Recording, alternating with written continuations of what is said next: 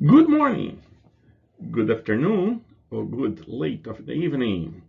I'm Professor Sergey Janzek, one of the most international professors in this program, and I'm here to start our first work, our first presentation on Introduction to Cross-Cultural Management.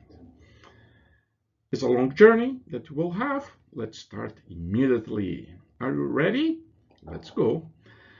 I want to start to tell a story, a very simple story that started some time ago.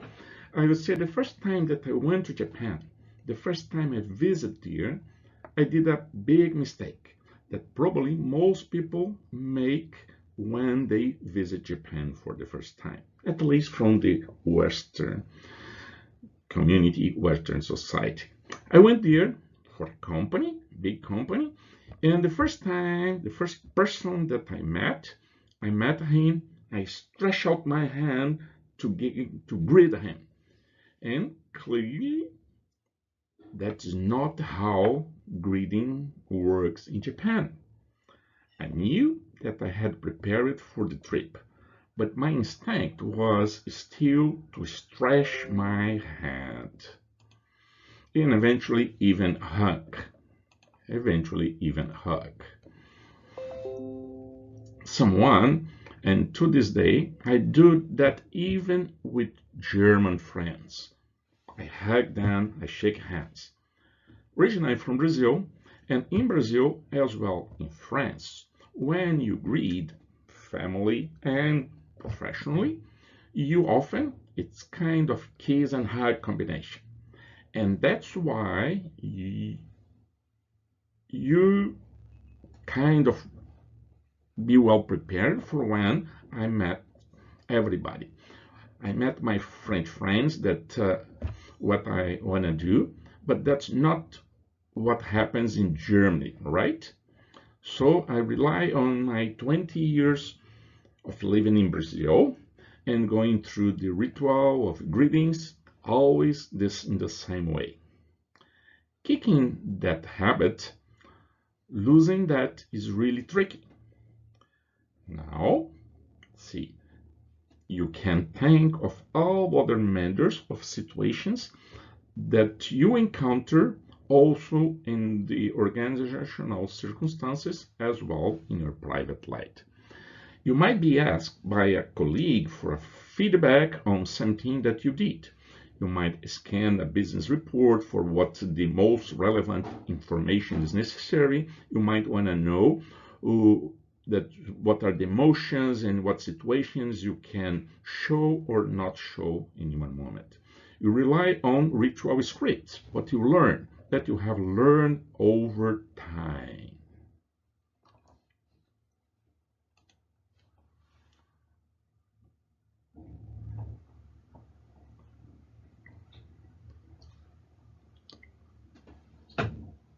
This section, you will work on the basic concepts of culture, three main features of culture, some different views, and you will also address some points on globalization. Let's start with some concepts of culture. What does culture? What's your meaning when understanding a culture? There are many different ways. One of them is all the set of values and beliefs that a group of people share. Some other important authors describe as the software of the mind, that areas that are imprinted inside your mind. You learn those scripts like a software and you just replicate. You follow that sequence of pattern. It is not part of our hardware. It's not part of our genetics. It's something that you have learned. You learn how to behave. Some other authors describe culture as the way that you make decisions in one place, what you accept as a true in one place. The good news is that it is possible to change. Although it's not simple, you can make some changes. You can mention the culture of one place, your own culture. Once again, What's culture? The software can be learned. It's the way that you share things, the way that you share our thoughts in one particular group or society. It is interesting to highlight that culture helps to define the boundaries between groups, societies, if you will, and in fact how their members relate with each other. There are three main features or characteristics of culture. First one is shared. No one has one individual culture. It's something that you share with a group of people, sorry. Culture comprises the ways of thinking, acting, and interacting that are the same and similar for a group of people. Second important feature, culture is learned. Everything that you have as a culture, you learn, mainly during our childhood, of course, there was family culture and society culture, but our professional culture too. You learn this. Since you learned, it's possible to unlearn and it's possible to add additional features. And culture is enduring. It's something that changes over time and take time to understand and take times to change. One of the most important and challenging changes in organizations is the organizational change culture. In other words, culture is soft. It's about people interaction. It's not inherent. It's not genetics. It's not also instinct. It's in the left side of our brain. It's rational because you learned. There are things that move to the right too, because when you learn as a young person, you do not realize exactly what you are learning, but it's not instinct. It's not inside in our reptile brain.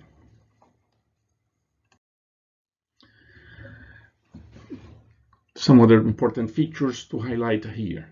Shared pattern of behavior. Oh, culture is about behavior. How do we behave in all different situations in our professional and personal life? Is a way of systems and standards that you share among people, the way that you understand things, this collective mental program of the mind. Shared solutions for universal problems, the way that you work with this, and you have at the end this very complex German word that has the meaning of the way that you see the world is very complementary, integrative. What are the different views of culture? The internalized social norms or values that you describe help us to see that it's very difficult to understand our culture without making comparisons. You need to have a contrast in order to see. An old joke that says that a fish would never discover water, because if you are inside this culture, hardly you will perceive the way that you behave. You're so intrinsic in your body, in your subconscious, that is very hard to understand. Some people describe that you are kind of mental prisoner of our own culture. Is there any way to learn? Of course, there is some good ways to learn culture by living in different places, by reducing our judgment about the behavior of someone else.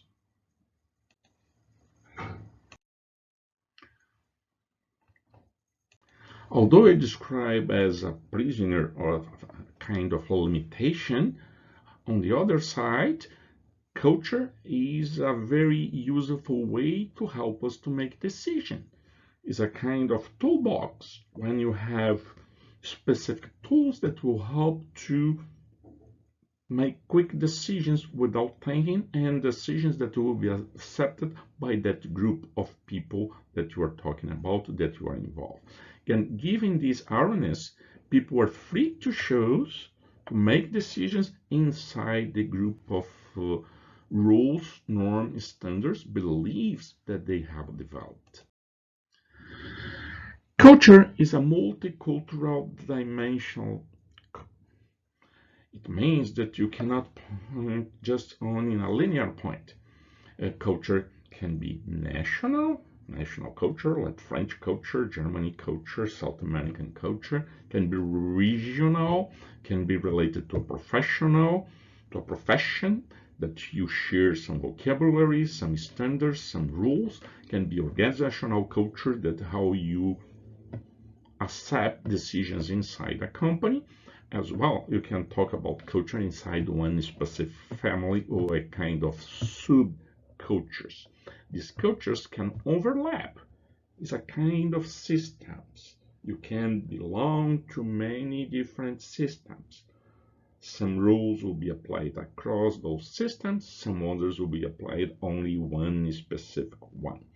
But more and more, with our globalization system, globalization process, globalization development in the world, more important is to have this awareness of the different points of view, the different cultures, the different standards that companies and institutions have in order to evolve. As I described, culture can be presented in many different dimensions. Religion, language. Let's talk about language. Language perhaps is the most visible feature in culture because one of the important features in terms of language is not just about the words. In fact, research has indicated that a very small part of the communication is based with the word, with grammar, maybe something around 7%. But even in different cultures, you'll find cultures where the message is more conveyed with words. In some other cultures, when the context is much more important. The high context cultures, the word probably is even less than 7%. The words convey only a limited part. Think about this. When you can watch a movie in Japanese, if you do not speak Japanese, or in Chinese, or in Pali, and you can understand the many things in terms of the meaning, in terms of the intention of the actors. Then language, some cultures pay more attention to the words, some others pay much less attention to the words. In North America, much more focus on low context, more words. German, the same. South America, much more high context. In India, extremely high context societies. Where does culture come from? As I described, you have features from religion. Yes, it's part of beliefs that you share. Religion, from arts and crafts, from the family structure, from the educational system, or you learn with our teachers and professors, from the political system. All those make this big palette that you call a culture. I like this slide because it shows a very simple example that one minute can have completely different meanings in different cultures. Think about this blue and orange or goldfish, if you will. Is already one feature, then think about its orange based on color, gold already one second meaning. But what do you see? This simple picture was presented in two different places, North America and China, and the majority of Americans perceived, oh, this is a leading person, the goldfish or the orange fish is leading the package. On the contrary, when it was applied in a Chinese cultural mindset, it was perceived that the the goldfish was trying to escape from a group of fish looking for catch him. Then there is no right, no wrong, and this is a very important point too, that there is no wrong, no right in culture. It is what is. The way that it accepts the true is the way that they accept their understanding of truth. Learning to accept, to have this awareness of the different points of view will help.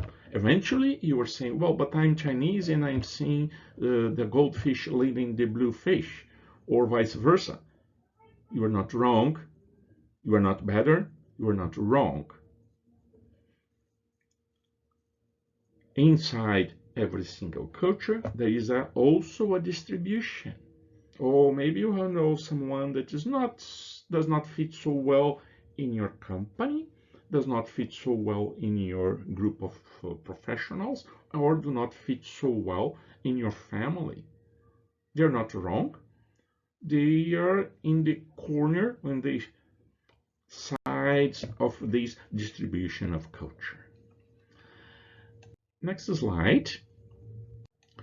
You will see that, in fact, you're talking about behaviors, but behaviors are effect of emotions. Then for the study of culture, it's important to have all sensations, the emotions that people have when facing situation. See that emotions are the reaction of our rational mind to our physical impact. Physically, you can have one impact, and the interpretations that come from the emotions that will highlight, that will disclose, and will help the culture to emerge. Then these cultural norms of emotion certainly influence the way that you are seen and the way that you behave. In sum, culture is a complex, multidimensional concept that englobes different dimensions like religion, language, and also geographic features, and many others. Something that you learned and can be changed, but it requires a lot of work to be changed.